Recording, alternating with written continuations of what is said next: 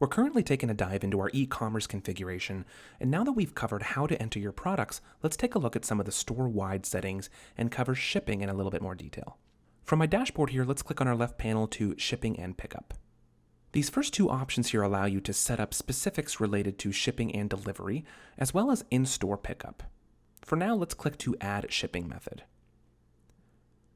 Now we've got some options for which carrier or service you're going to be using to deliver your goods. If you're using one of the more well-known services like UPS or FedEx, you've got some convenient prompts to do so here. In any other case, you still have options down here for manually entering rates based on weight and dimensions. Let's say we're going to use FedEx, so we'll click into there. Our first option allows us to set up rates as they're calculated by FedEx. So in this case, your store will automatically take the weight and dimensions of the product or products that are ordered, retrieve the rates from FedEx automatically, and charge the customer accordingly. Additionally, we have options here for free shipping if that's what you'd prefer, or if you've decided to include the shipping costs in the price of the products themselves. You can do flat rate shipping here if that makes more sense to you, or custom rates in case you want to base your rates on order total, number of items, or weight with your own calculations.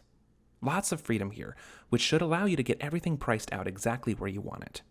In the case that we're using FedEx calculated rates, we'd click to set up FedEx, and our last step here would be to set the origin address, and you'd be good to go. You'll just want to ensure that all of your product weights and dimensions are accurate to ensure the most accurate pricing for shipping. So I'm going to click to back. And now let's click into custom rates really quick. If this would be the direction you want to go, you've got a ton of control here in allowing you to create your own pricing table from scratch. You can create a weight range and assign rates accordingly, adding as many rows as you need. With these drop downs here, you can also base in subtotal price instead. And over here, you can base the rate on the single range only, or get even more in depth by basing it on the range, the subtotal, and the weight altogether. Couple more store settings I want to run through really quick. Let's click to payment on the left toolbar.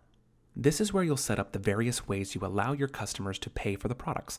Lots of options here, from setting up phone orders, credit card payments via Square, full PayPal integration, and even adding manual payment methods and many other third-party payment processors to integrate easily.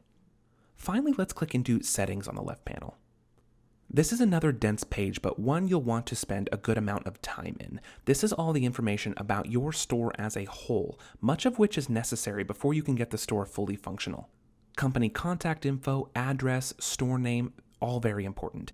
In regional settings, you can set display formats for currency, weight and size units, language settings, and date and time zone settings.